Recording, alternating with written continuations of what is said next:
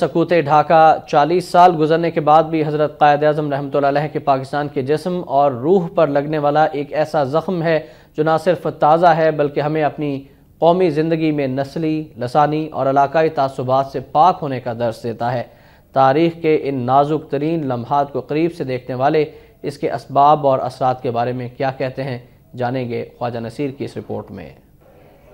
16 دسمبر 1971 ایک ایسا سیاہ دن جب دشمنوں کی ریشہ دوانیوں اور اپنوں کی نااہلیوں کے ہاتھوں ہم اس وطن عزیز کو دو لخت کروا بیٹھے۔ آزادی کے صرف 24 سال بعد ہمارا ازلی دشمن بھارت ہم پر وہ کاری ضرب لگانے میں کامیاب ہو گیا جس کے اثرات آج تک ہماری قومی زندگی پر نمایاں ہیں۔ سکوت ڈھاکہ کے اسباب پر بات کرتے ہوئے معروف صحافی اور نوائے وقت گروپ کے مینیجنگ ڈائریکٹر مجید نظامی کا کہنا تھا کہ سابقہ مشرقی پاکستان اور موجودہ بنگلہ دیش کی قیادت نے تحریک پاکستان میں لازوال کردار ادا کیا۔ خواجہ ناظم الدین سمیت متعدد ایسے رہنما کہ ہمیں پاکستان کی جدوجہد میں سامنے آئے جو وطن عزیز کے قیام کے بعد کلیدی عہدوں پر فائز رہے، مگر زبان، فاصلہ اور تعصب پر مبنی سوچ کے باعث سکوت ڈھاکہ جیسا سانحہ ہو گیا۔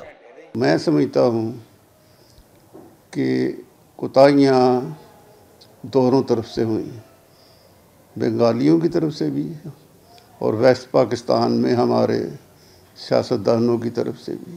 اللہ تعالیٰ کو یہی منظور تھا کہ یہ دونوں ملک علیحدہ علیحدہ رہیں، لیکن کم سے کم کانفیڈریشن کی حد تک یہ اکٹھے ہوں تاکہ یہ مشترکہ دشمن بھارت کا مقابلہ کر سکیں۔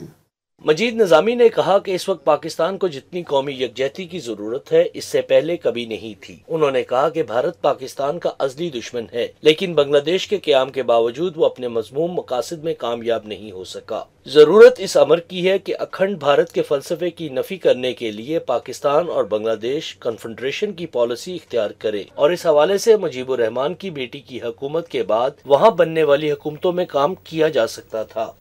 اب بھی ہمیں کوشش کرنی چاہیے کہ ہم بنگال کے ساتھ یا بنگلہ دیش کے ساتھ ایسے تعلقات پیدا کریں کہ برادرانہ تعلقات دوبارہ بحال ہو سکیں، لیکن اتفاق ایسا ہے کہ وہاں مجیب کی بیٹی وزیر اعظم ہے۔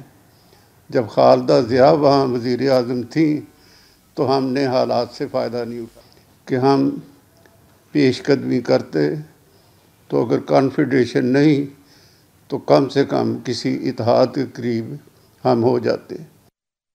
پاکستان کے صف اول کے دانشور اور وطن عزیز کی تاریخ کا قریب سے مشاہدہ کرنے والے اس بات پر متفق ہیں کہ قومی زندگی میں مزید کسی سانحے سے بچنے کے لیے ہمیں لسانی، علاقائی اور صوبائی تعصبات کو ختم کرنا ہوگا۔ کیمرامین غلام عباس بھٹی کے ساتھ خواجہ نصیر، وقت نیوز، لاہور۔